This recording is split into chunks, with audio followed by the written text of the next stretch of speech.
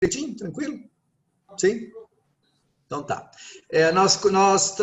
Já fizemos essas duas aulas passadas, uma introdução com toda a questão do mundo greco-romano, a arte em Roma. A aula passada vimos alguma coisa com relação também à arquitetura, porque não dá para falar, a arquitetura ela é fundamental também por causa da arquitetura cristã. A gente vai ver depois, hoje provavelmente não ainda, mas a semana que vem, a questão das construções, os arcos, as ábsides e aquela coisa toda, esses elementos de construção arquitetônicos herdados dos romanos que foram assumidos do império, do mundo sumério, alguma coisa, dali para os gregos, mas principalmente do mundo etrusco, né? Então a gente tem assim, isso é importante falar também da arquitetura, a gente vai depois aprofundar um pouquinho mais isso. Iniciávamos então na aula passada um pouquinho sobre justamente aquilo que é especificamente uma arte cristã. E aí eu iniciava justamente falando da questão da arte paleocristã. Paleocristã, justamente daí vem paleografia, né? O paleolítico, paleo é antigo, né? Então é o início da arte cristã, e dava também alguns dados sobre aquilo que era específico da arte cristã, que tem uma função pedagógica, espiritual, escatológica, criptográfica, no sentido de que o cristão, as pessoas que veem essa arte, especificamente nos primeiros séculos, nas catacumbas especificamente também, né? Então tem alguns dados de contexto muito específicos, né? É uma arte que ela é misteriosa, ela tem que ser desvendada, ou ela é uma arte para entendidos, né? Por isso criptográfica, ela é escondida. No que ela mostra, ela não diz aquilo que ela está mostrando. Quem vai para se conhecer melhor, para se saber qual é o sentido daquela arte ou daquela obra, daquela pintura ou de outras coisas que a gente vai ver também, é preciso estar dentro daquele contexto, é preciso estar dentro daquele espírito, e concretamente falando aqui, já que estamos falando de uma religião, dentro daquela religiosidade que é o cristianismo. E justamente tem outro dado importante, é criptográfica, por quê? Por dois elementos. Primeiro, porque os cristãos eles precisavam se preservar, né? Boa parte do tempo do cristianismo, os cristãos viviam sob ameaça de perseguição. Então, isso já é um dado importante. Então, não é que fosse... Primeiro, claro, eles não foram perseguidos durante os 300 anos. Houve momentos de distensão, momentos de menor perseguição, mas havia momentos muito sérios. De qualquer modo, nos 300 anos até 313, o cristianismo sempre vivenciou uma realidade temerosa, né? No temor de serem presos a qualquer momento, dependendo de quem assumia o poder, o império, o imperador, resolvia perseguir, e tudo que se tinha feito até então se perdia, né? Então os cristãos por isso é uma arte que tem também esse aspecto de não se revelar, não revelar aqueles que produzem esta arte. Outro dado é porque também nas catacumbas, né? E as próprias catacumbas, nas catacumbas também essa arte ela é uma arte também do mistério. E aqui vem outro dado também, que é um aspecto muito próprio do cristianismo. O cristianismo ele se insere no rol das religiões mistéricas, que justamente nos inícios do Império, final um pouquinho antes de Cristo, mas de um modo muito mais forte a partir do primeiro e do segundo século, Roma é invadida por vários tipos de religião, de religiosidade ou de ritos, né? Provenientes, seja da Pérsia, do Irã, da Palestina, o judaísmo especificamente já estava presente, mas de um modo mais forte, e o cristianismo.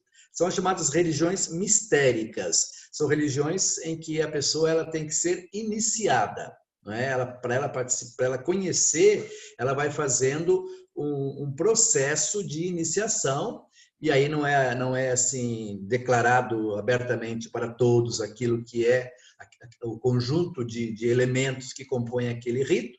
Então, o cristianismo ele é também uma religião mistérica, o que também faz com que a arte também tenha esse aspecto do criptográfico, justamente, de não revelar.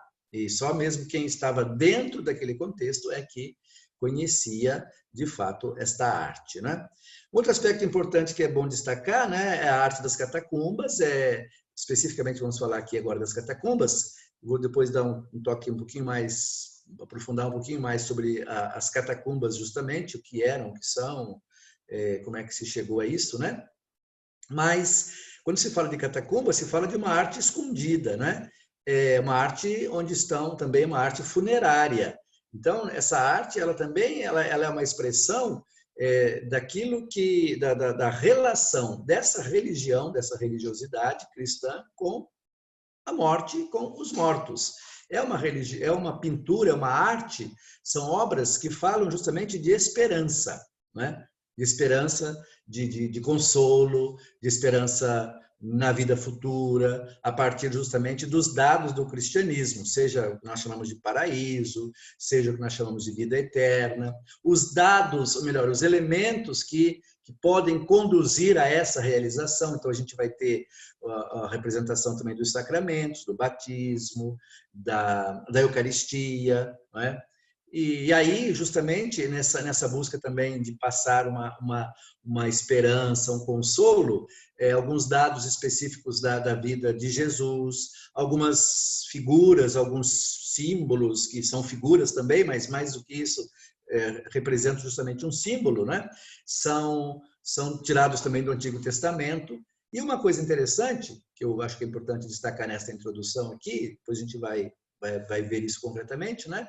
O cristianismo ele está dentro de um mundo muito rico, de um mundo politeísta, religiões, mas também muito, muito intenso de luxo, de riqueza, de beleza. No mundo greco-romano, o império, no auge, o império, justamente no auge, eu digo, o auge do império por volta de 120 até 150, 160, né? Segundo século. Com Adriano, um pouquinho depois. Aí começam as dificuldades, as questões internas, as lutas cada vez mais intensas com os povos bárbaros, né? Mas o cristianismo, os cristãos estão num mundo muito vigoroso de arte, de beleza. Então, isso também influencia especificamente de que modo? A gente vai ver em algumas obras, depois também até passa também até para a arte bizantina, mas também nas catacumbas e também nos sarcófagos, por exemplo, né? Vamos ver elementos mitológicos, né? Elementos da cultura pagã, né? Digamos assim, que são comuns, né? Os cristãos não se sentiam maus em colocar também nas suas obras alguns dados dessas religiões politeístas, de vários mitos pagãos. Isso vai ficar bem claro em algumas obras, né? Eu vou puxar aqui um pequeno slide para a gente já começar também a... Vamos lá. Ok.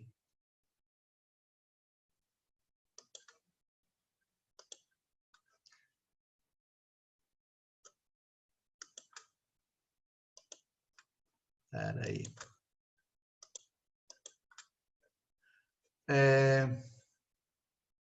Host disable participant screen sharing.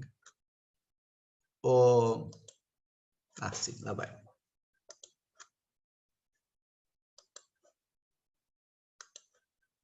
Ok. Então, nós temos ali esse quadro, começando já com ele, que eu já terminava com isso justamente no encontro passado. Vamos aumentar aqui, né? Ok. Só vou fechar isso aqui e vamos fechar isso aqui. Beleza. Então, nós temos essa orante aqui, que é para nós assim, uma figura bastante interessante, que é uma das figuras características das catacumbas, né? Essa é a catacumba de Priscila. Depois eu vou destacar as catacumbas, eu apenas estou falando aqui, na verdade, assim, questão de método, né? Eu quero falar um pouquinho sobre o estilo dessas pinturas, de um certo modo, o sentido dessa arte cristã. Depois a gente vai tratar especificamente do que é uma catacumba. Mas antes de falar da catacumba, nós temos que pegar, porque vocês vão ver, né? A gente vamos ver outras obras que não estão nas catacumbas. Por isso que tem que destacar justamente o estilo dessas pinturas, né? Ou dessas obras. E aí a gente vê justamente que eu costumo dizer, né? É uma obra mais ligada assim ao espírito mesmo. A gente percebe que não tem ali uma terceira dimensão, não tem volume, não é? Não tem um retrato. Vocês se lembram da retratística, né? Daqueles bustos romanos, assim bem assim duros, bem claros, assim fortes, não é? Aqui não, aqui tem uma leveza, não é? É muito fraco assim o contorno. Inclusive essa obra a gente percebe que tem uma beleza, não é? Ela não é uma coisa mal feita, ela tem uma estética, não é? Mas o autor ele não se preocupou muito com detalhes, ele não se preocupou, ela está solta no espaço. Tem ali aquele arco, então isso era comum, então isso também vai estar muito presente nas obras, as delimitações geométricas, né? O arco, o quadrado, o losango, ou se usa às vezes guirlandas, né? Para se delimitar o espaço. Mas é uma pessoa ali solta, o destaque maior está no rosto dela. Vejam bem a força da expressão desse rosto, né? O personagem, ou melhor, o pintor, o artista, ele não se preocupou com detalhes. A mão parece que só tem um rabisco ali, não é? A outra um pouco melhorzinha, o pé não aparece, essa roupa ela também ela não forma o corpo, não dá um volume para o corpo, isso também é interessante, né? Ela não molda, não é? Simplesmente aparece. E aqui é interessante porque quando a gente olha para um quadro, normalmente a nossa visão vai geralmente para o rosto, né? E aqui e também tem outro dado interessante, que as catacumbas, é bom não esquecer, elas eram ambientes fechados, né? Escuros, né? E se chegava ali com uma lâmpadazinha pequena, uma lamparina, são milhares de lamparinas que chegaram até nós, das catacumbas, e ali se iluminava um pouco. Então, não havia também esse interesse de fazer o resto do corpo, não é? O interesse maior era justamente destacar aquilo que era importante, que era esse rosto, essa face em oração, concretamente falando, né? E depois, um outro aspecto que eu vou destacar depois, mas já adianto aqui, quer dizer, não é uma pessoa em especial que está orando, mas ela representa, tem vários simbolismos em torno dessa pessoa. Uma delas é a própria alma cristã salva, que está em relação com Deus, esperando a sua salvação, né? É um dado importante isso, mais um dado, diríamos assim, criptográfico, né? Ela representa uma alma, ou almas que estão ali, pessoas mortas ali, falecidas, na espera da ressurreição, do seu encontro definitivo com Deus, né? Passando um pouquinho para frente, vamos ver se conseguimos. Não vamos à frente. Vamos lá, o próximo, vai.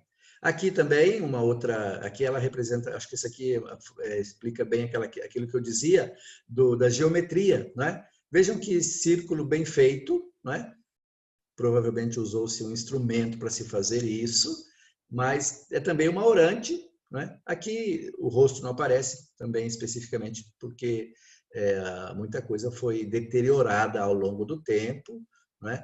Mas, de qualquer modo, tem ali uma clássica representação dessa piedade. Na verdade, aqui já entra algum elemento também do mundo grego. Era comum no mundo grego representar também personagens com os braços assim, simbolizando justamente a pietas, a piedade, né? Também tem isso nesse mundo grego.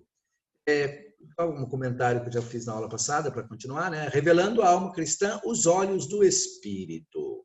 Já citando aqui, apenas eu reafirmo aquilo no finalzinho aqui, né? Sobre a questão que não se preocupa com a matéria. O corpo é a morada da alma.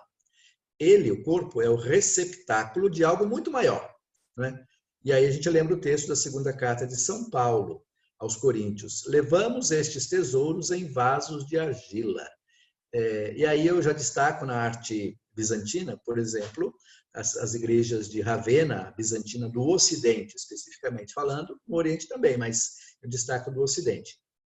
Em Ravenna, o mausoléu de Gala Placídia são construções feitas de tijolo, né, barro cozido, terracota, por fora, sem nenhuma beleza. São bonitos hoje, são belos, mas uma beleza toda particular, né? Mas não tem nenhum acabamento, não tem mármore, não tem pedras preciosas, nada. Quando você entra ali dentro, ali sim, está aquela beleza, a gente vai ver ainda nesse nosso curso, né? Provavelmente no último encontro, algumas dessas, por exemplo, o mausoléu de Gala Placídia é bem nessa linha. Levamos esses tesouros em vasos de argila. O tesouro que está ali dentro, a beleza dentro daquele mausoléu, enquanto por fora, é só argila, especificamente argila, né? É uma coisa bem grosseira quase, né? Outro elemento que a gente poderia... Aqui, de novo, esse quadro que eu acho que representa bem também essa realidade, né? Aqui é Adão e Eva, já adiantando um pouquinho os dados que vão aparecer, né? Tem a serpente aqui, depois se quiserem aproximar mais, aqui está a serpente que aparece, também tem um simbolismo na serpente. Tem aqui, Eva está pegando uma fruta, mas também não tem dados, pegando uma maçã especificamente, né? Não tem muitos dados pictóricos, não tem olhando assim, são pinturas simples, mas o sentido que transmite é de uma riqueza tremenda. Nós temos aqui essas aves, também a gente vai falar delas, também tem um simbolismo nessa arte, né? Outro aspecto que é bom destacar é que existe uma unidade temática na arte cristã primitiva, não só no Ocidente, mas também no Oriente. Eu quero dizer o seguinte, a arte cristã, a gente vai encontrar temas repetidos, seja lá na Ásia, seja no Oriente Próximo, seja na norte da África, seja em Roma, seja na Gália, né? A gente vai encontrar, assim, praticamente, eu não diria os mesmos, um ou outro é mais raro, mas muitos temas repetidos. E algumas pinturas e até algumas breves esculturas, alto relevo, né, dessas pinturas dos sarcófagos, elas são quase repetidas, né? A gente vai ver depois. Então, essa unidade temática, mais ou menos, quer dizer o seguinte: havia uma preocupação em passar uma mensagem que a comunidade entendesse, não apenas de Roma, mas em Roma, no norte da África, em Antioquia, em Alexandria, onde quer que fosse, havia quase que um cânon informal. O cânon, quer dizer, o cânon é regra, né? Cânon é uma regrinha, uma régua, e daí veio a palavra regra, e aí cânon, né? Nós sabemos que existem, por exemplo, na arte bizantina, nós vamos falar de cânon. Na arte bizantina, determinadas eram os sacerdotes e o próprio imperador que determinava que tipo de cor que se podia usar para determinado personagem. Então, há um cânon muito sério. Aqui não existe ainda um cânon escrito, mas na prática parece que havia algo escrito. A gente vai ver aqui também, em vários momentos, aparece assim uma certa unidade nos temas, né? Importante destacar que nos tempos difíceis de resistência às perseguições, essas imagens transmitem esperança, segurança, certeza de que em Cristo eles vão vencer, né? E aí, nesse momento também, começa a se desenvolver cada vez mais o culto aos mártires. E havia muitos corpos de mártires, muitos não diria, mas havia mártires também. As catacumbas recebiam também os corpos daqueles que eram mortos por causa da sua fé, né? Continuando aqui. Um outro elemento importante nesse processo também é que nesse momento do nosso estudo, né, a gente vai, em função dessa unidade temática, a gente tem uma oração que a gente vai ver aqui. Essa oração, a gente não sabe se ela de fato era rezada nesse período, no século III, IV, sabe-se que ela era rezada na Idade Média. E aí tem-se a ideia, tem-se notícia de que veio dos primeiros cristãos. Mas, de qualquer modo, mesmo que não tenha vindo, os dados que nós encontramos nesta oração são os elementos que aparecem depois, nós vamos ver essa oração, e os elementos que depois aparecem nas pinturas das catacumbas, né? Eu traduzi isso ali, acho que estava, se não me engano, estava em italiano, eu traduzi para o português. Oração que se fazia na cidade de Antioquia, não é? Lá na Ásia, não é? No Oriente Próximo, já Ásia, Oriente. A oração. Salva, Senhor, sua alma. A oração está pedindo em favor de alguém, de um agonizante, um homem ou uma mulher.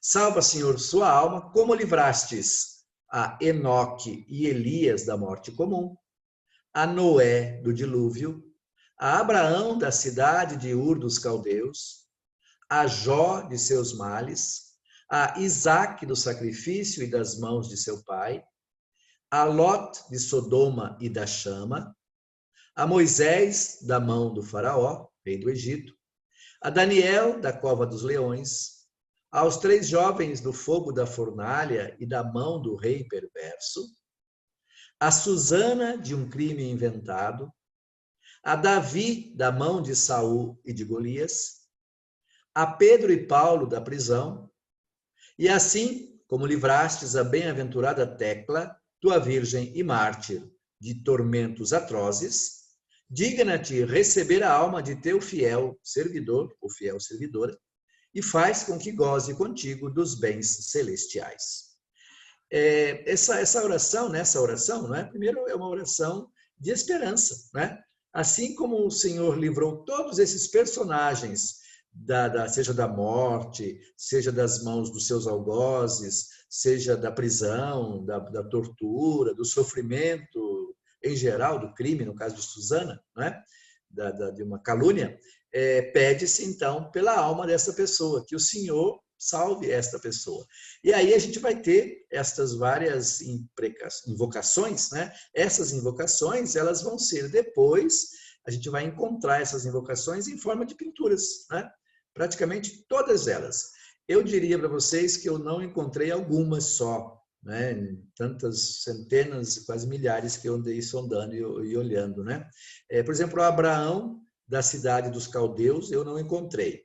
Jó encontramos, a Enoque e Elias da morte comum, Elias a gente encontra, Isaque bastante, Lot também a gente encontra, Moisés, Daniel, os jovens, Susana, Davi, não em relação a Saul e Golias, mas Davi aparece, Pedro e Paulo aos montes também.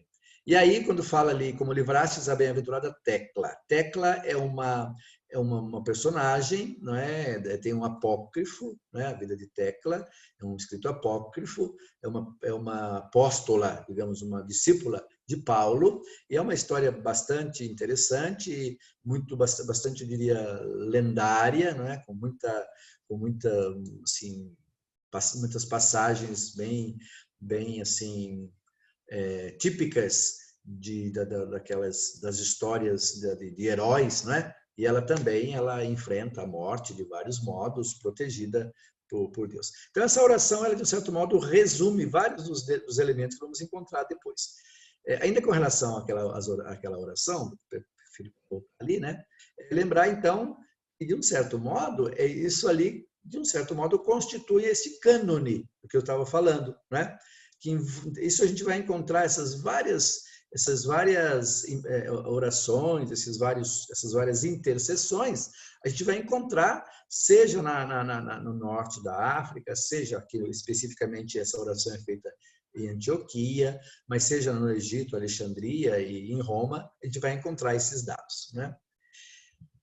Uma outra coisa interessante sobre a arte das catacumbas é que a arte das catacumbas ela evolui, né? Ou seja, ela não é uma arte que é estática, ela vai evoluindo e eu diria até evolui quase que eu diria de um modo bastante rápido, no sentido que no século III, digamos, já adiantando aqui, vai começar em finais do século II, muito pouco, 180, 190, há alguma coisa, né? Mas o forte é no século III, anos 200 e 300, né? 200 a igreja perseguida, 300 a partir de 315 é o cristianismo tolerado, né? Então, nesses 2 séculos, a gente vai ter uma evolução, né?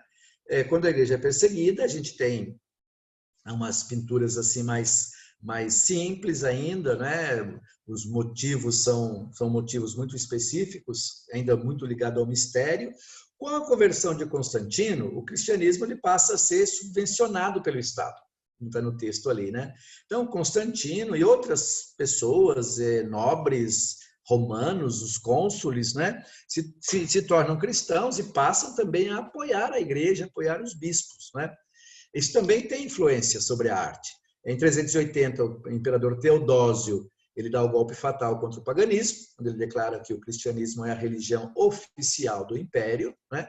A partir então de 313, mas mais ainda meados do século IV até 400, a gente vai ter então as catacumbas vão assim, as pinturas elas vão receber cada vez mais assim um apuro estético, né? Não vão ser mais pinturas domésticas feitas quase que por artesãos. De um certo modo, a gente vai encontrar quase algumas pinturas, a gente vai ver algumas delas, que são muito bem feitas, né?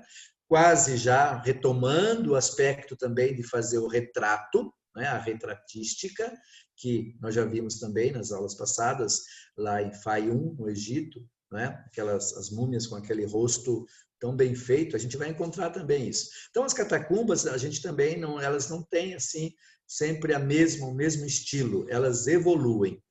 Uma outra coisa importante que eu já destaco aqui é o seguinte: hoje é muito difícil datar assim essas pinturas, quais são as mais, até não as pinturas especificamente, mas muita coisa nas catacumbas ainda não foram descobertas, né?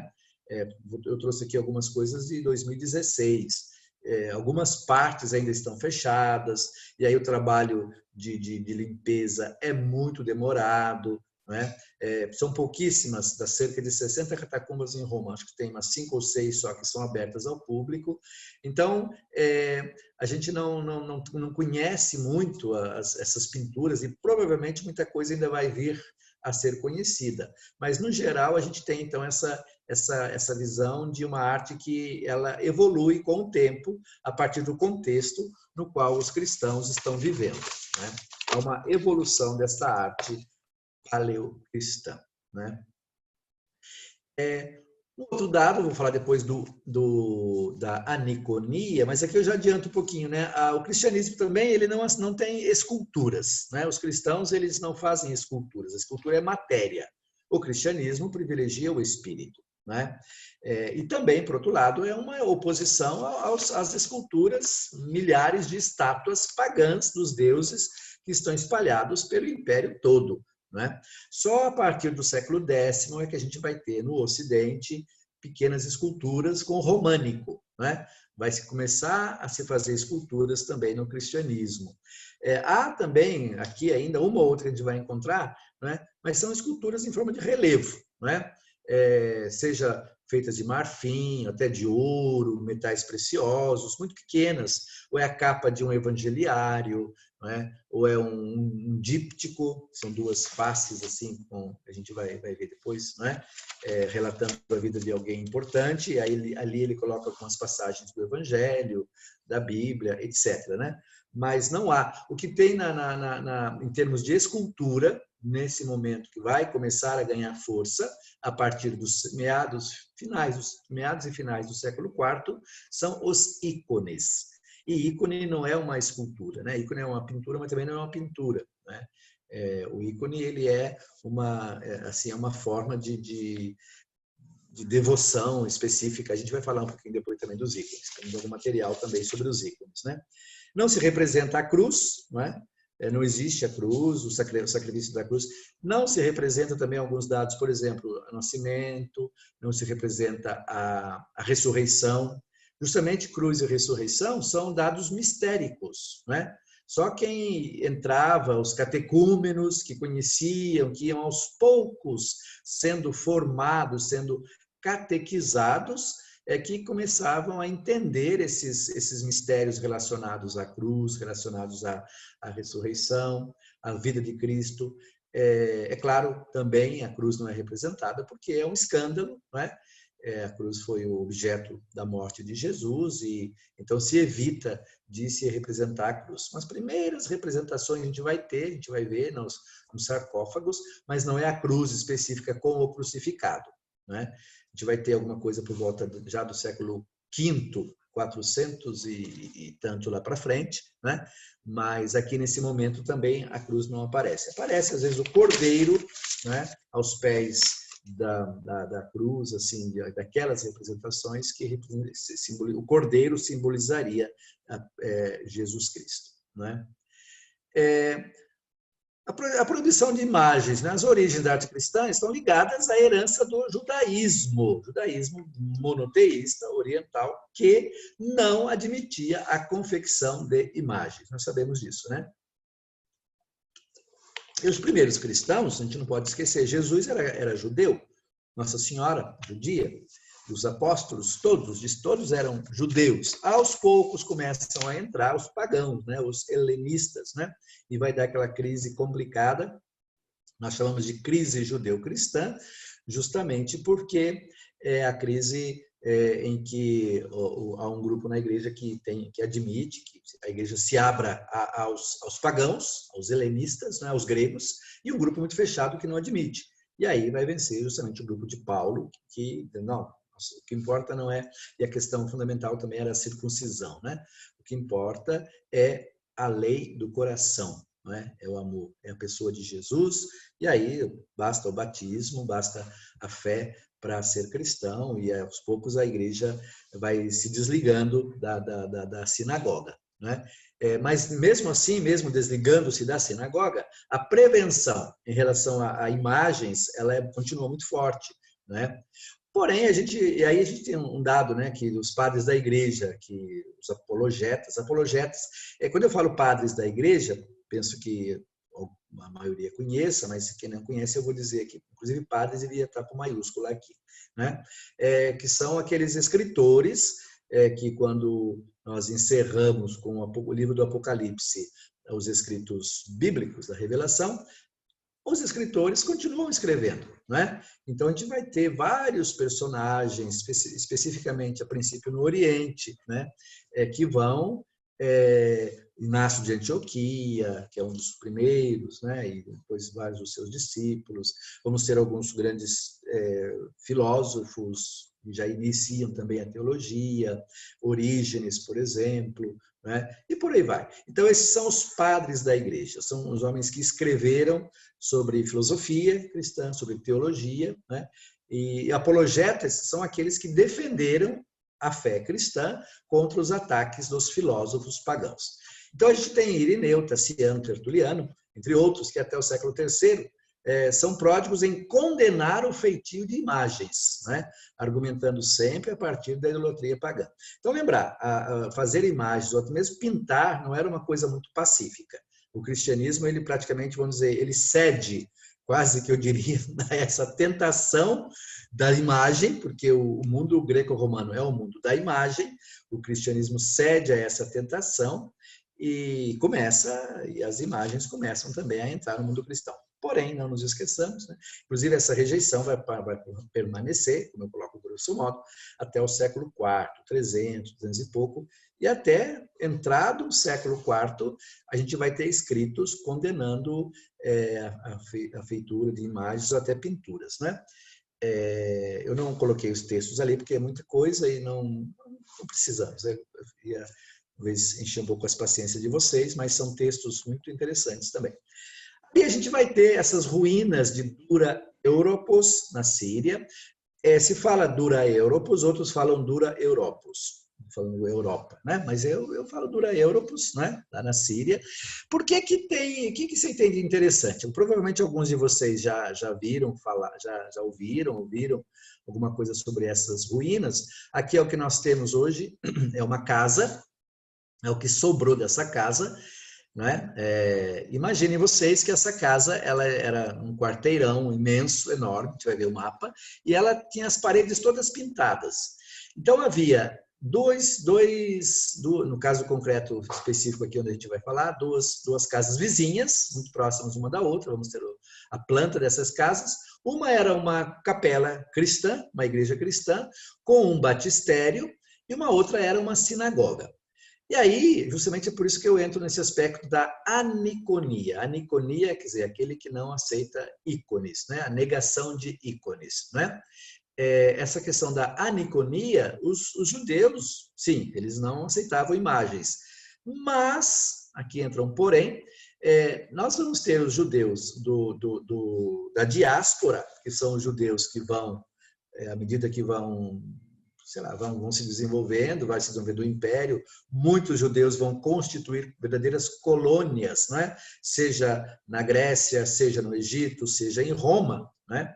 E então esses judeus, eles têm uma mentalidade muito mais aberta, eu diria, usando uma palavra moderna, uma palavra muito mais uma mentalidade muito mais liberal do que os judeus da Palestina, do que os judeus que viviam ali em torno da Terra Santa, em torno do templo, da Cidade Santa, em que podiam cumprir todos os preceitos, até alguns muito rígidos da lei.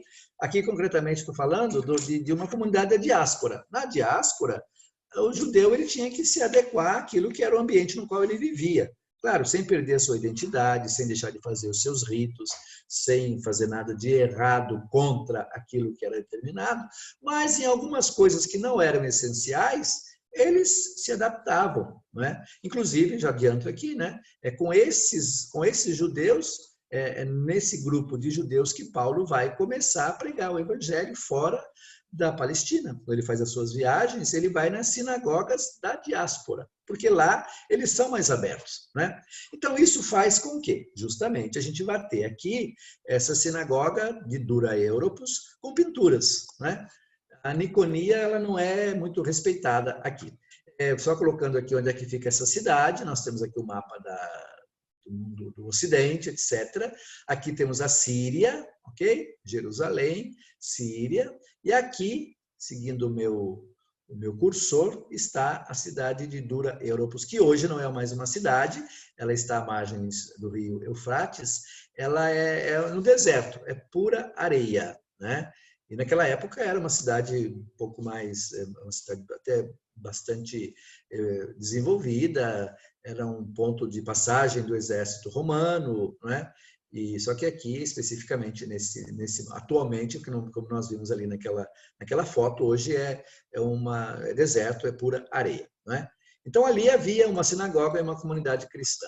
Aqui é o mapinha da cidade, né? Aqui está o rio Eufrates, né?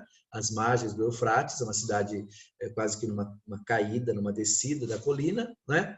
E aqui nós vamos ter, aqui são os portões da cidade, né? Os portões mais importantes.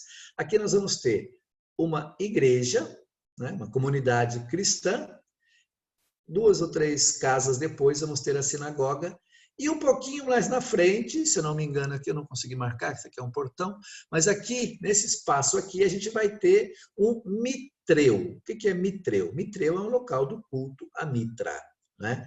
Então, parece que esse lado aqui da cidade era reservado para as religiões. De qualquer modo, é mais ou menos como hoje. Em cada esquina você encontra uma igrejinha. Naquela época, brincando um pouco, né? Mas dá para imaginar, né? Então, aqui uma igreja, aqui provavelmente quando se cantava aqui, se escutava aqui, quando eles faziam as orações deles se ouvia aqui talvez menos, né? Mas então essa proximidade, o que nos mostra assim, e depois é uma casa, então não viviam escondidos.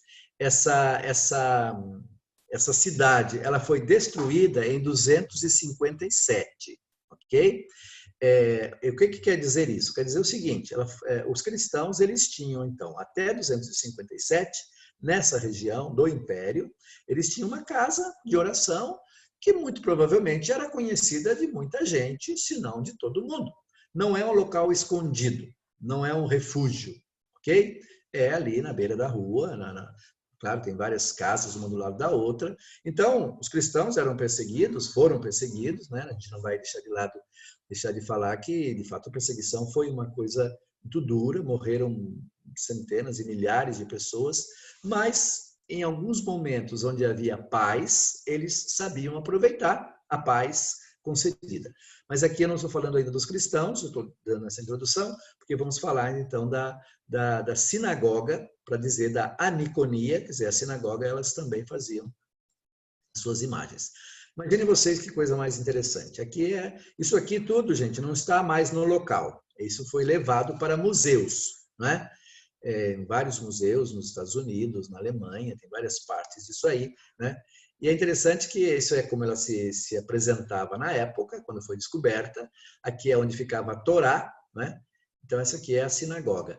E são pinturas na parede, vários tipos de pinturas, nós vamos ver algumas. Eu andei sondando e lendo, aprofundando um pouquinho. Alguns dizem que são pinturas, outros dizem que são afrescos. Eu acredito que sejam afrescos para poder ter durado tanto tempo. Se fossem pinturas, teria que ser uma técnica muito, muito especial, né? Mas há alguns que afirmam que são pinturas. Eu acredito, então, como tem essa dúvida, nem um ou outro ainda não deu tanta certeza, eu fico com afrescos. E aí a gente vai ver algumas coisas, né? Por exemplo, esse afresco, Moisés que tira a água da rocha. É um motivo que vai aparecer também nas catacumbas, Moisés tirando água da rocha. Opa, voltando aqui, passagem, né? E é interessante esse detalhe, o que aparece aqui, nessa bacia, nesse balde aqui, né? A água vai para pessoas distintas. Quem seriam essas pessoas? Alguém tem alguma ideia? As tribos. Exatamente, as 12 tribos de Israel, né? Então tem um simbolismo por trás, não é simplesmente mostrar Moisés fazendo, entre aspas, o milagre. É muito mais do que isso. Em Moisés nós temos a nossa fonte. Moisés é a nossa fonte, né? É ele que alimenta a nossa vida, é ele que alimenta as nossas esperanças e por aí vai, né? Temos aqui a menorá, né? Já falei da menorá no encontro passado, quando falamos do arco de Tito, né? Avançando um pouquinho, aqui é muito interessante também, Samuel que escolhe Davi, né? Passagem bíblica também no Antigo Testamento, da Torá especificamente. Percebam a beleza dessas pinturas, né? E também elas são planas, vejam bem, ela tem perspectiva, quase não tem, mas ali se percebe que tem um pouquinho mais atrás, mas é praticamente todos do mesmo tamanho, o rosto são todos irmãos, bem parecidos um com o outro, né? E se destaca um ali, né? Uma outra coisa interessante também, aqui provavelmente pelo tipo de mentalidade, Samuel geralmente se fazia um personagem maior do que os demais, né? Aqui é justamente Samuel, né? Que também tem o mesmo rosto também de alguns outros personagens, né? Não há muito, mas de qualquer modo também vocês percebam a delimitação geométrica, né? E uma coisa que é muito interessante é que são pinturas de excelente qualidade. Aqui alguns dados. Provavelmente os judeus tinham mais dinheiro para pagar alguém para fazer. A gente vai ver que depois a dos cristãos não é tão boa assim. Aquilo que sobrou, mesmo porque da sinagoga estão muito melhor preservados do que dos cristãos, das pinturas cristãs. Frei, né? É interessante que a maioria estão com a mãozinha levantada e só Davi com as mãos encolhidas, né? Exato, exato. Meio que dizendo, sou eu. O único que não levanta a mão é ele que é o escolhido. É um pouco aquilo que de fato se relata no texto bíblico, né? Quando o pai traz os filhos, acho que vocês se lembram, e aí traz os mais fortes, os mais valentes, etc. Aí o Samuel, sim, mas não é nenhum desses. Quem será? Tem mais alguém? Tem lá o Davizinho que está lá. Acho que vocês se lembram, né? Então traga ele. Aí quando ele traz, opa, é esse ali, é Davi que foi o escolhido, né? A gente tem... Isso aqui é muito interessante, né? Não dá para a gente aprofundar tudo, tem outras interessantíssimas, mas o curso é de arte paleocristã, mas a gente faz essa passagem porque também é importante para a gente dizer que os cristãos eles estão dentro de uma lógica que os próprios judeus também rompiam, justamente de não fazer representações, né, pictóricas ou imagens, mas, aliás, lembrar o seguinte, eu nem citei aqui, mas não esquecer que havia também na arca, né, foi dito, né, que quando Salomão constrói o templo, né, foi adornada com imagens de querubins, isso também tem, né, imagem de querubins na Arca da Aliança, 2 anjos de 5 metros de altura, 12 bois, leões, touros, no livro dos Reis narra isso, né? Então, isso também, quer dizer, já havia de um certo modo, essas representações na história bíblica, na Torá, né? Aqui é interessante aquilo que estava dizendo, só destacar algumas coisinhas, né? Moisés retirado do Nilo, está aqui o bebezinho, né? Essa parte está apagada, mas provavelmente tem alguma coisa também a ver, né? Essa é a filha do faraó, aqui está o faraó sentado, né? E é interessante que ele está vestido do modo persa, que era mais ou menos a região lá, como se vivia, né? O modo de vestir dele, né? Os personagens aqui também se vestem ao modo persa, isso também é interessante, né? E essa aqui e essas outras, elas estão mais ou menos, eu diria mais ou menos, porque a gente não tem certeza, mas fazendo uma leitura hoje, estão representadas como se fossem ninfas, né? As ninfas eram tipo fadas, eram seres maravilhosos, mitológicos, mulheres mitológicas que viviam à beira dos lagos, nas florestas, né? E assim, cantavam, tipo, quase diríamos sereias, e aí essas mulheres são representadas com esses espécie de vasos ou tigelas, bacias, que também era uma característica da representação das ninfas, né? Então, essa própria vegetação aqui. Então, parece... E aí é interessante porque as ninfas, elas estão presentes nos nascimentos dos semideuses. Por exemplo, Alexandre o Grande, né? No relato mitológico, Alexandre o Grande, que não foi um mito, é um mito, mas foi um personagem de carne e osso, que se tornou depois um mito. Ele, na mitologia pós da vida dele, disse que ele foi também atendido pelas ninfas. Então, isso também está presente nessa questão aqui. Aqui é outra coisa muito interessante que a gente vai encontrar depois no cristianismo. Davi como Orfeu, né? Quem que é Orfeu? Orfeu é o deus da música, teria inventado a música. E com a sua lira, ele acalma os animais, acalma as aves, acalma até as plantas e acalma até as pedras, por incrível que pareça. É um personagem, assim, tem alguns dados aqui, é um personagem desses cultos mistéricos, né? Ele é da Trácia, da região da Trácia, onde hoje é uma boa parte daquilo que é a Turquia. E na Trácia, um elemento característico da Trácia é esse chapeuzinho aqui, chamado um chapéu trácio, né? A gente vai ver que em alguns lugares vai aparecer o personagem Orfeu com esse chapéu, né? Ele seria aquele personagem que também promete, dos cultos mistéricos, promete a salvação após a morte. Já falamos aqui, é o deus da música, que apazigua os animais. Outras interpretações, ele purificava as pessoas e até perdoava os pecados.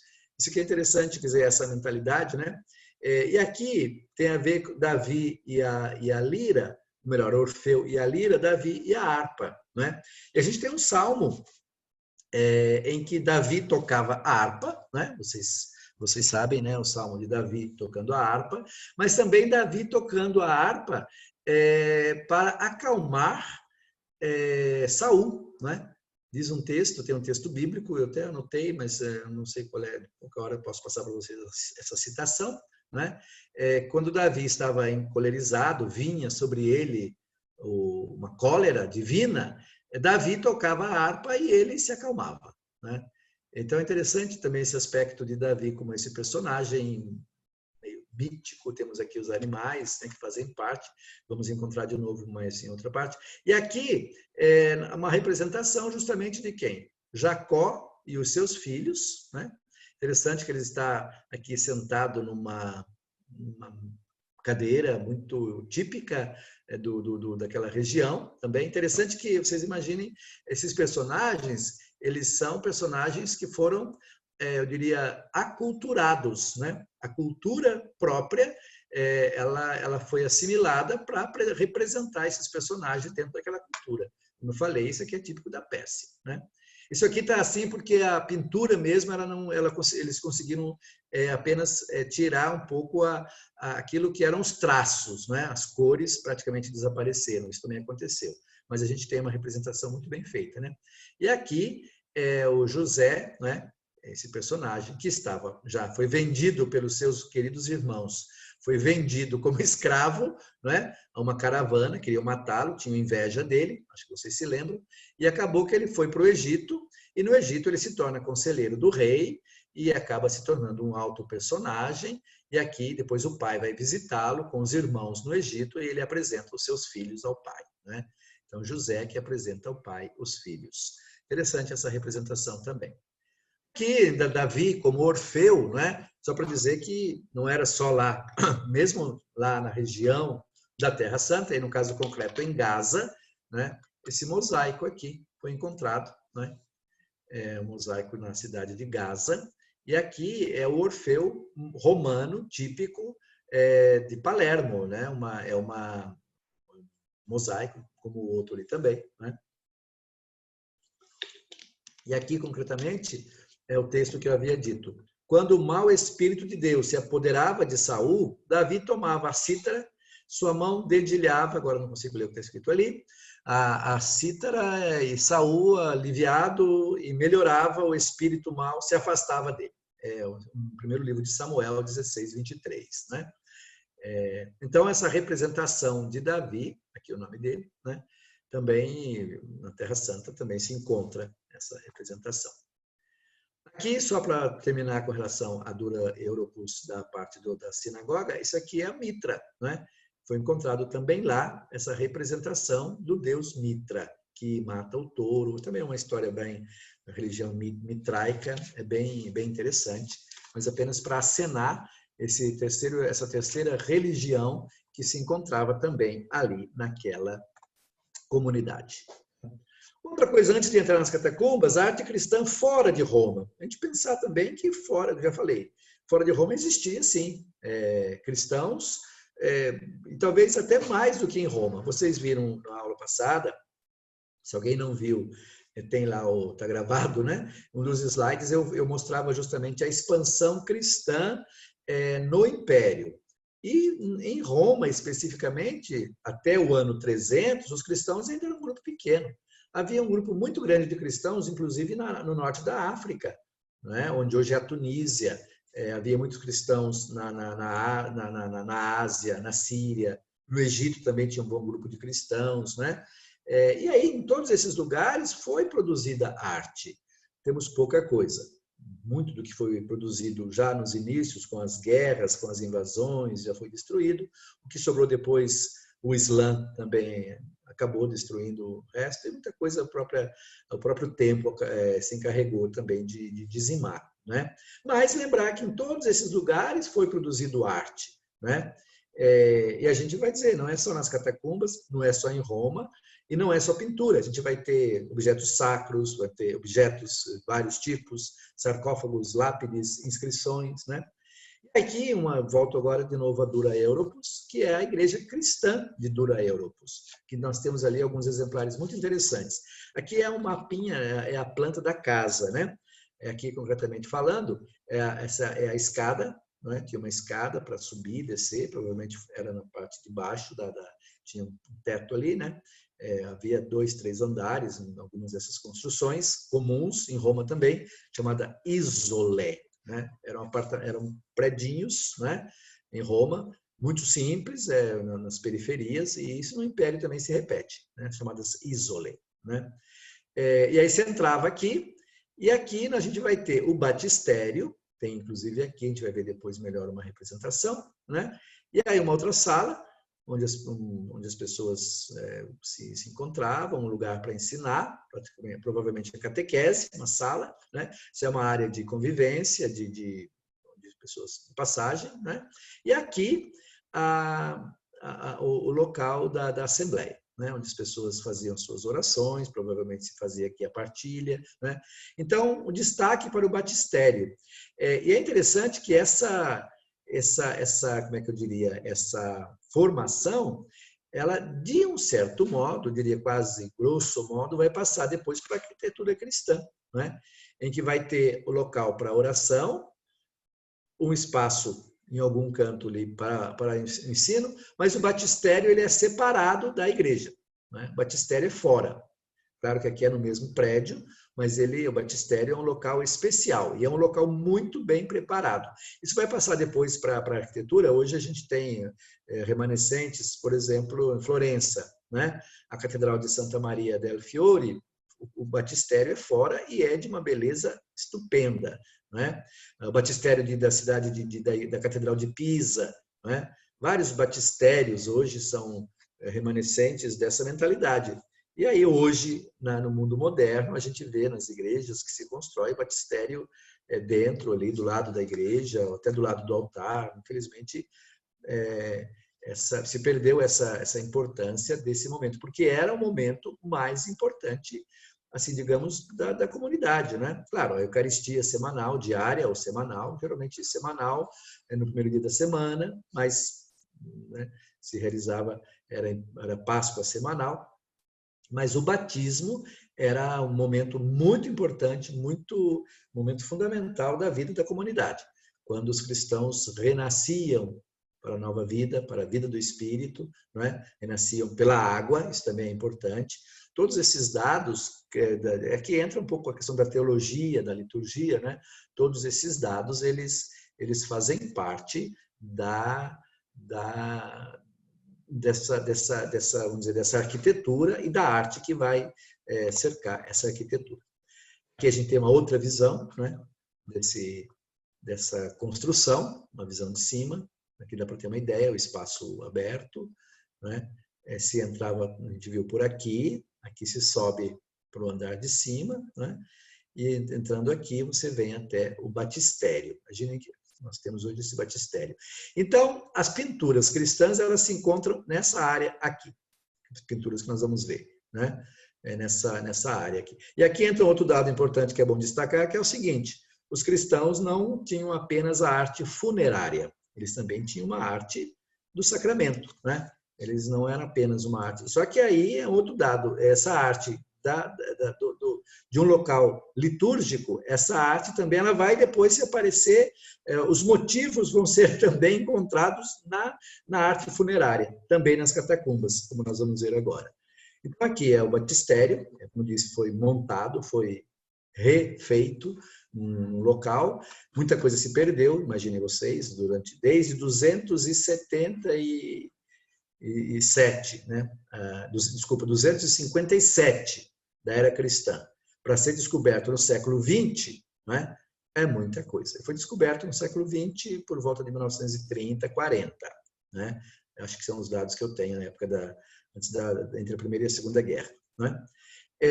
Aqui a gente tem, depois eu vou destacar essas pinturas, né, que são, mas aqui vocês têm o batistério. Era aqui uma piscina, né, provavelmente com água que vinha de fora, água corrente, porque se batizava de preferência em água corrente, embora aos poucos também se começa a batizar, mesmo porque o rio também era aqui pertinho, né, mas se começa também a batizar com água trazida de fora, né? Água parada, digamos assim, e aí vai entrar também na liturgia o culto, o rito da bênção da água, do exorcismo da água, né?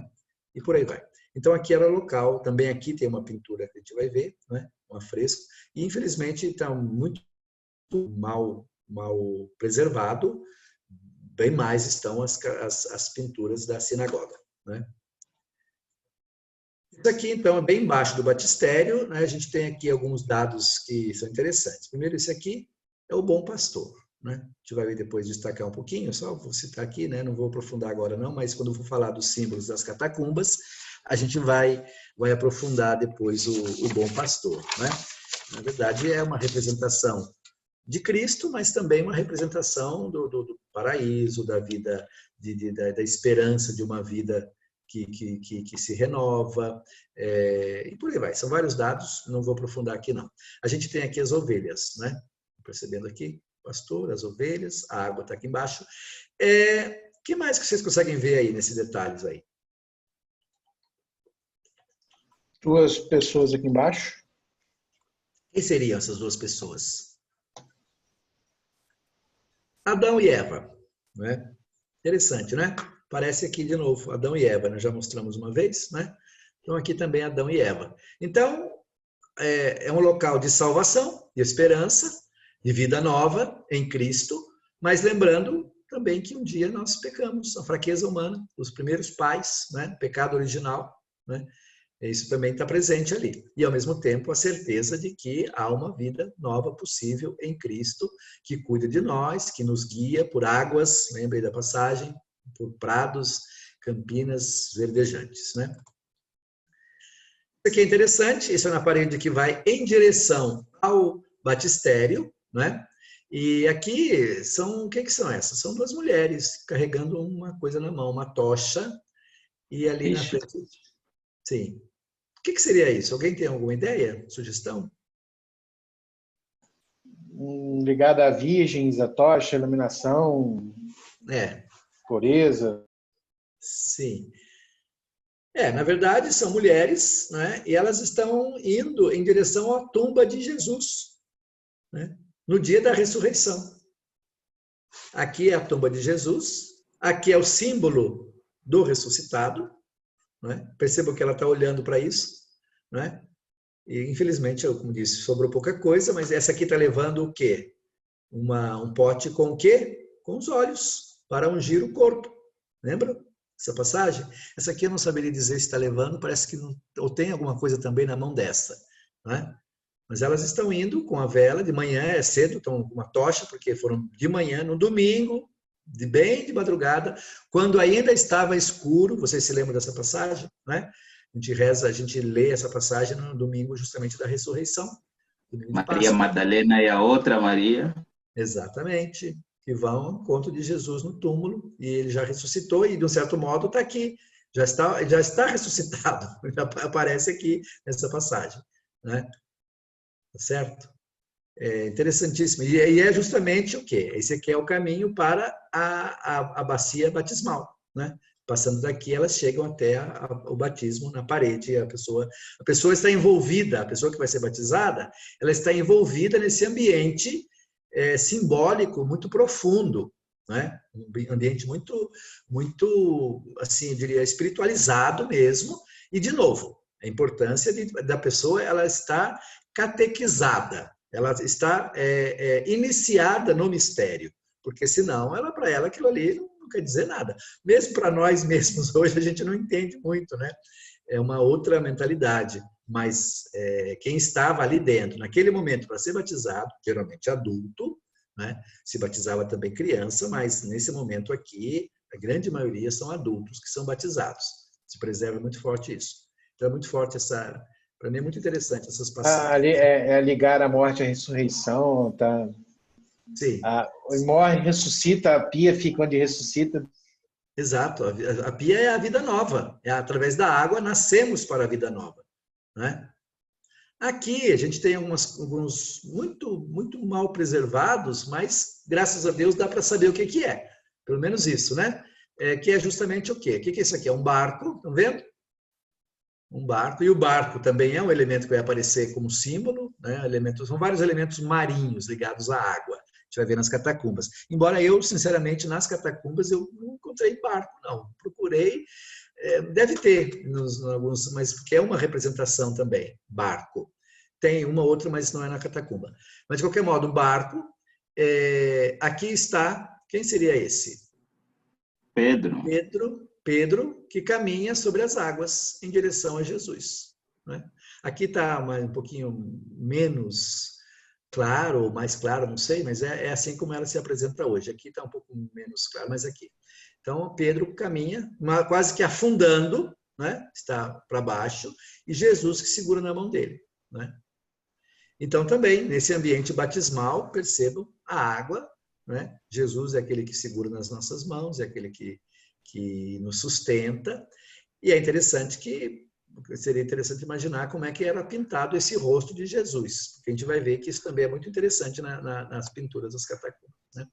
Aqui é outra coisa interessante que vai aparecer também, a cura do paralítico, né?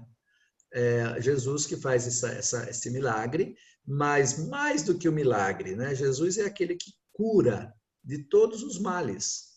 Em Jesus, através do batismo, através da vida nova, a gente tem a vida eterna, a vida perfeita, né?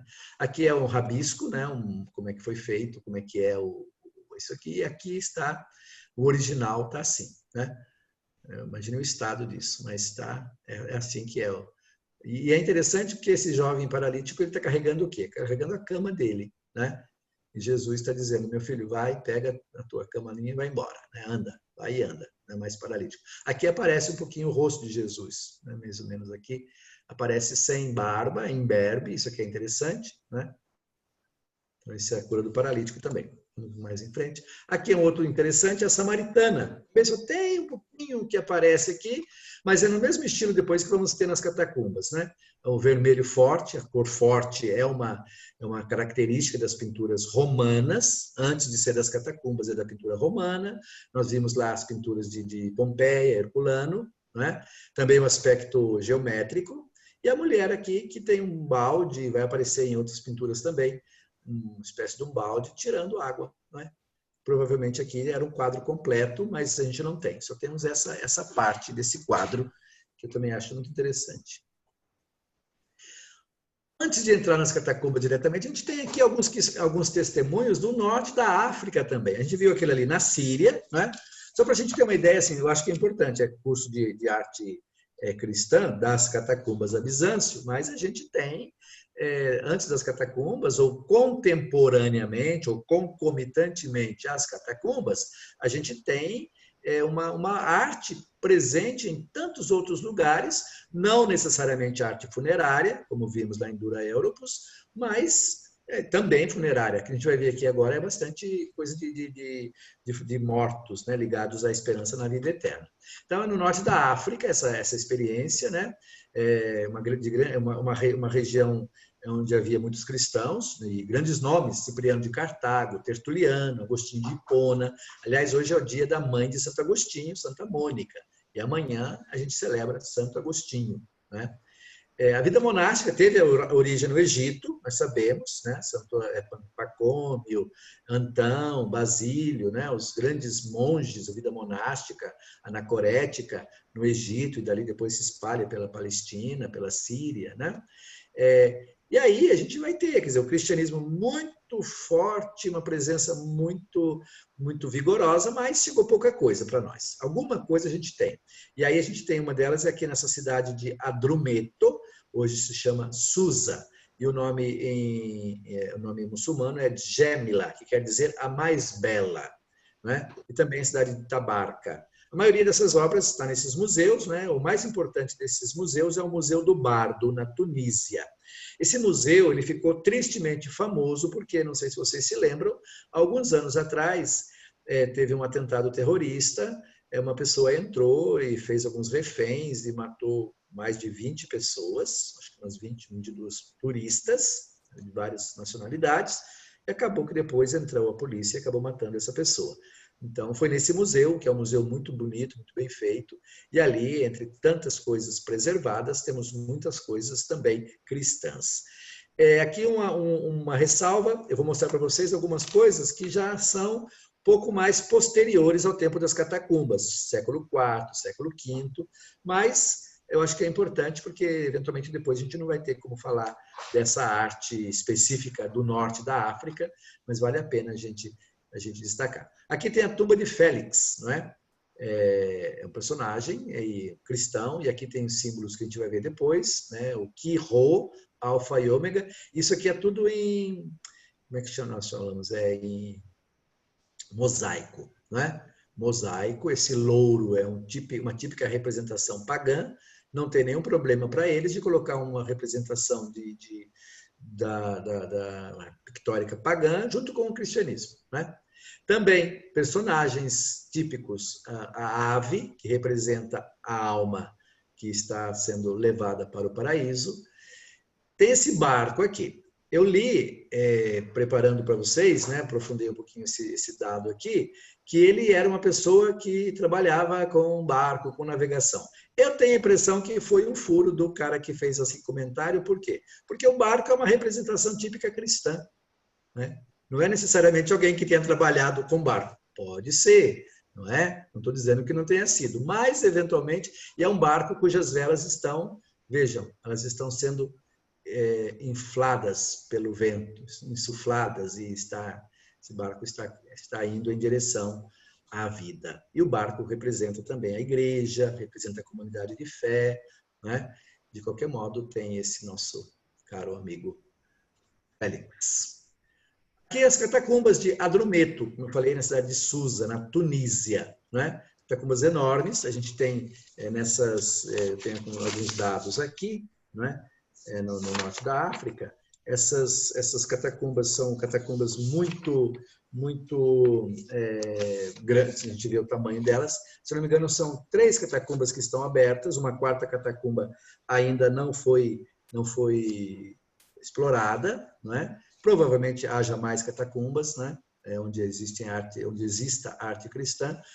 Um problema que eu andei lendo nessa região ali, andei lendo sobre isso, é justamente a dificuldade, porque são países islâmicos, né? Então, muita coisa não é explorada, não há muito interesse de trazer à tona elementos do passado cristão, né? Embora o que conseguem trazer vá para os museus e atrai muita gente e dá muito dinheiro, né? Mas, de qualquer modo, a gente não encontra, não é muito fácil. E mesmo procurar informações sobre presença cristã nessas localidades, a gente encontra mas algumas teses, algumas obras muito especializadas de especialistas assim de último tipo, que vai fazer uma análise muito específica de determinadas obras, mas a gente não tem muita informação, também por se tratar de países de grande maioria muçulmana. Mas a importância também dessas catacumbas. Tem uma ideia que essa basílica de Cuicu, do IV século, 300, né? Era uma cidade vigorosa. O norte da África também era uma região de grande produção de grãos, né? Junto com o Egito, era chamado celeiro do império, né? Então, eram áreas muito ricas. E vocês se lembram, na aula passada, eu falei, né, das vilas romanas nessas cidades, e onde teve um navio que afundou nessa região, no século II, III, abarrotado de estátuas de bronze trazidas da Grécia, né? Por quê? Porque era para as vilas, para embelezar as casas e mansões e vilas dos ricaços, que enriqueciam justamente com a riqueza dos grãos, exportação para o império, né? E aí nós temos essa igreja, não temos muita informação sobre ela, é Cuicul, né? Na Argélia, que já é na Argélia, toda aquela região ali da Tunísia, Argélia, a gente não tem, são locais hoje, algumas cidades podem ser visitadas, as ruínas de algumas cidades, né? Mas me parece que não há muitas informações sobre essas regiões. Aqui um batistério cristão, também, do século IV, né? Foi levado lá para o museu, mas ficava na igreja, uma dessas igrejas, não saberia dizer exatamente qual. Aqui alguns objetos, né? Essa aqui me chamou a atenção, vejam que é uma forma para fazer hóstias. Tem aqui um servo e uma árvore, e aqui está ego sum panis vivus evide, né? E panis vivus de cielo descende, que desceu dos céus. Eu sou o pão da vida que desceu do céu, né? Andei me questionando, perguntando como é que porque normalmente se usava o pão, não é? Mas tem essa forma ali e dizem que era para fazer uma hóstia, ou ao menos para marcar o pão que era usado na celebração da Eucaristia. Isso aqui, muito forte, muito grande a presença de lâmpadas, né? Lamparinas, e essa aqui cristã, né? Por causa da cruz, claro. Já não é no século IV, V, os cristãos já não têm medo de mostrar a própria fé, a própria cara, o próprio rosto. Então, alguns elementos já começam a aparecer, dados cristãos sem medo, né? Isso aqui também me chamou a atenção, é uma arte bem simples, de terracota, provavelmente ficava nas paredes, né? São quadros pequenos, calculem vocês em torno de 30, 40 centímetros quadrados, né? Quadros. E aqui algumas representações que depois vamos encontrar nas catacumbas. No caso, esse aqui já são mais ou menos posteriores às catacumbas, né? Que é justamente quem? Adão e Eva, a serpente, de novo, né? Aqui, quem que é esse personagem? Daniel, está escrito aqui. Daniel na cova dos leões, né? Isso também eram representações muito comuns nessa região toda. Aqui, lembrem-se daquelas orações que se fazia, né? Aqui também, o pai Abraão, que vai sacrificar o seu filho, e aqui está a ovelha, que depois o próprio tem uma mão aqui dizendo, segurando quase, não faça isso, Abraão, né? E aqui está o fogo para o sacrifício, a ovelha é a mão que segura, e Abraão que acaba não sacrificando o próprio filho. Vocês se lembram também da oração que nós lemos, né? Aqui também de Adrumeto, é uma lápide do Bom Pastor. Estou colocando esses dados porque só para lembrar que a gente vai encontrar vários desses elementos, todos praticamente depois nas catacumbas. Quer dizer, na verdade, esses aqui derivaram das catacumbas, mas para dizer que há essa unidade temática, né? Aqui é a Pascasius in pace vixit annis 45p. Viva em paz, Pascasius, né? E também aqui é mais ou menos, provavelmente a pessoa que fez aquela lápide, ou o modelo da lápide de Félix, que nós víamos lá atrás, aqui é a lápide de Pascasio, né? Aqui as catacumbas, né? A gente vai encontrar depois, então, as catacumbas de Roma. A gente tem aqui uma coisa interessantíssima que, para mim, chama bastante atenção, que a gente vai ver depois, que são, já explicamos aqui, as catacumbas, elas têm, a gente vai falar depois delas, já vamos entrar nelas, né? São esses espaços, né, apertados, né, esses corredores chamados galerias. Aqui a gente tem os loculi, né? Os lugares onde eram colocados os corpos, e depois aqui se fechava, né? Se fechava esse espaço com pedaços de pedra, de pedaço de mármore, quem pudesse, fazia ali também algum desenho, fazia algum grafite, se riscava, né? Esses maiores, geralmente, são famílias mais ricas, que possuíam. Em alguns lugares a gente vai ter um local, a gente vai ver depois, chamado Arcosolium, né? Que é um arco, isso também se encontrava também nas catacumbas dos romanos e também nos hipogeus romanos. As catacumbas, acho que é importante a gente destacar, é o seguinte, elas são, deixa eu ver se é o próximo slide que a gente tem, as catacumbas, elas são locais onde se enterravam os mortos, né? Mas elas começam a ser construídas ou começam a se tornar comuns a partir de fins do segundo e inícios do terceiro século. Como eu falei, 180, 200. Como é que os cristãos eram enterrados antes disso? Eram enterrados, ora, dentro dos cemitérios pagãos, né? Vamos nos lembrar, por exemplo, de São Pedro e de São Paulo. São Pedro, ele morreu ali no Circo de Nero, nós víamos também aquela planta, né, do Circo de Nero, onde hoje é do lado do Vaticano. Então, Pedro foi colocado num hipogeu ou num cemitério pagão, sem nenhum problema. Só que isso, aos poucos, vai criando um mal-estar entre os cristãos. Por quê? O cemitério pagão, ele é dedicado aos deuses, né? Os romanos, eles ou enterravam, ou incineravam, ou embalsamavam os mortos, né? Embora já a partir do segundo, terceiro século, o mais comum vai ser inumar, a chamada inumação também para os romanos, né? E os cristãos não, para os cristãos é sempre a inumação. Não aceitavam nem incinerar, né, nem embalsamar. Os corpos eram sempre enterrados, né? E eram guardados, então, nesses cemitérios. Quando se colocava, vocês estão vendo aqui, esses pedacinhos aqui, né? Isso aqui também se chama columbário. Em alguns cemitérios, há vários desses columbários, tem alguns que são columbários maiores, que é onde se coloca os ossos, né? Hoje em dia ainda existe isso, esses columbários cada vez mais presentes na sociedade, nas igrejas, especialmente hoje também onde se faz a incineração, né? as pessoas são cremadas, né? E aí tem que guardar as cinzas e se coloca numa vasilhinha. A igreja pede que não se jogue isso. Saiu, acho que há uns 2 anos atrás, uma declaração, né? uma explicação da Santa Sé, dizendo que a cremação também pode se fazer, não é um problema, mas que não se use, não se jogue a cinza no mar, no meio das plantas, das árvores, como alguns costumam fazer. É uma ideia, é uma prevenção cristã, né?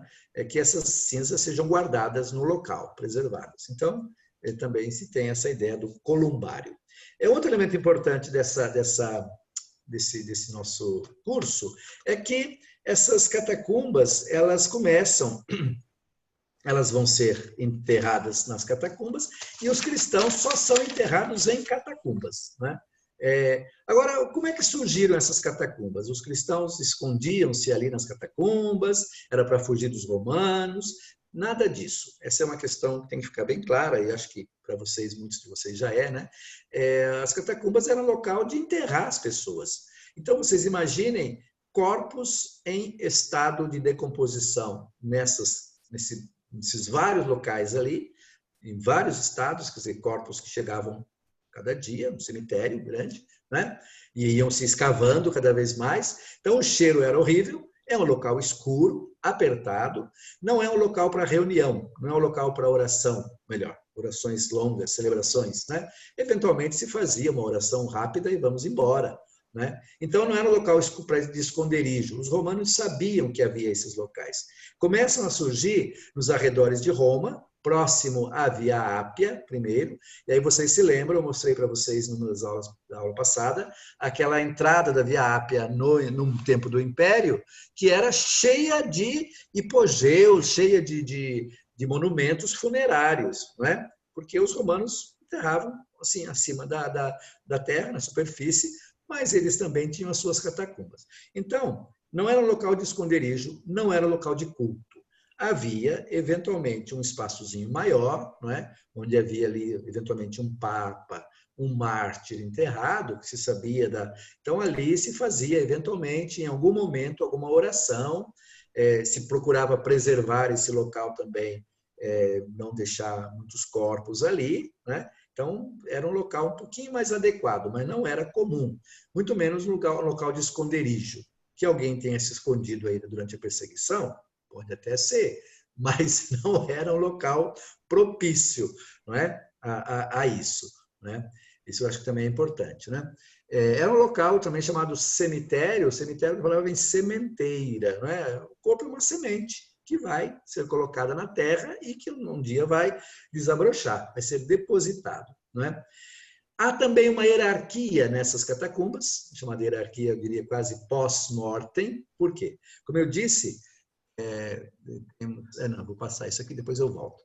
Essa aqui são algumas desses cubículos, né? Que são esses espaços aqui onde as pessoas são colocadas, e vejam bem, são bem elaborados esses aqui, né? As pessoas, as famílias mais bem de vida, mesmo os cristãos, eles tinham um espaço maior nessas catacumbas. Conseguiam também contratar algum artista para pintar, né? Para conseguir dar dar um ar um pouco mais elaborado para essas catacumbas. Aqui a gente tem uma ideia um pouco geral. Essa aqui, na verdade, esse Cristo já é um Cristo tardio, já é do século IV, a partir de 300. Percebam que já ele não é dos princípios, embora nessa catacumba a gente vai encontrar, de novo, aquilo que eu disse, pinturas do século II, do século III, porque são catacumbas que demoraram 2, 3 séculos, foram usadas, né, durante 2, 3 séculos, até mais. Né? As catacumbas elas foram usadas durante muito tempo. Né? Isso também é importante destacar, à medida que quando o cristianismo se torna religião permitida no Império e depois religião oficial, as catacumbas elas ainda vão ser usadas durante o século IV, até 360, 370, mas aos poucos elas vão sendo abandonadas. Embora a gente vá ter uma ou outra que até o século V, VI foi utilizada. Mas entende-se primeiro, né? O cristianismo já começa, tem a liberdade também de ter seus cemitérios na superfície. Depois, Roma começa a sofrer invasões dos bárbaros em 410, 455, até a queda em 476. Ora, se tira dali os corpos e se coloca próximo a uma igreja, especialmente os corpos dos mártires, para se ter também as relíquias mais próximas. Os que invadiam Roma, quando essas catacumbas ainda estavam em atividade, eles também invadiam as catacumbas em busca de tesouro, porque em algumas vocês sabem, né, nós já citamos isso, em algumas culturas se enterrava objetos valiosos junto com os corpos, né? Várias culturas, basta ver, já falamos aqui das pirâmides e outras, né? Mas concretamente os cristãos não enterravam nada junto. Então, mesmo assim, faziam uma arruaça, destruíam algumas tumbas, depois abandonavam e iam embora, né? Mas, de qualquer modo, os cristãos começam então a tirar os corpos dos mártires, e aí os demais cristãos queriam ser enterrados junto às tumbas dos mártires. Nós vamos ver um caso concreto, que é a tumba de Santa Constança, que vai ter a sua tumba do lado da tumba de Santa Inês, né? Então, de qualquer modo, há como eu falei, essa hierarquia das pinturas também nas catacumbas. São bem rústicas, a gente vê aqui, né? Elas são feita no tufo, o tipo de material, né? Um terreno muito forte, né? Que você tira, quando você tira essa terra, isso é o tipo de terra que tem aqui, ele em contato com o ar ele fica duro, ele é resistente, não cai. Né? Tanto que aqui não tem concreto, não tem nada. Aqui tem um pouco de tijolos, foi elaborado alguma coisa, mas eram espaços muito fáceis de serem mantidos. Né? Depois se pintava, se embolsava, se rebocava, várias mãos, se alisava, deixava branco e aí se aplicava a tinta, né? Chamada afresco, tinta afresco. Temos tantas coisas para falar, mas já está dando o nosso tempo. Nosso tutor ali, o Elber, como é que estamos? Alô? Oi, professor. Oi, Feliciano. Tá dentro do horário, mas aí se você quiser ainda mais alguma coisa, o pessoal... Eu posso continuar, sem problema. Não sei, o que vocês acham? Eu não quero sair um pouco muito do esquema que foi. Mais 5 minutinhos, talvez? Né? Perfeito, perfeito. Então, tá, porque daí a gente começamos 5 minutinhos atrasados também. Né? Algumas coisas ligadas, então, a essas catacumbas, é importante destacar, são cerca de 60 catacumbas em Roma, para ter uma ideia. E não são só cristãs, tem a catacumba do tempo dos pagãos, romanas, né? Judias também, aliás, a gente vai ver, essa aqui, se eu não me engano, é uma catacumba judia, são símbolos judeus, mas símbolos gerais, símbolos de ambas as religiões, por exemplo, o pavão. Pavão, que vai ver depois, né?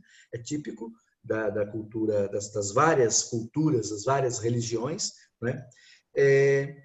Algumas estão abertas, as que estão abertas são a catacumba de Santa Inês, de São Calixto, Domitila está aberto, a catacumba de Priscila e São Pedro e São Marcelino. Pedro e Marcelino ficou fechado há um tempo, eu morava em Roma, perto de casa até, mas nunca pude visitar, porque estava sempre sempre fechada, em restauro.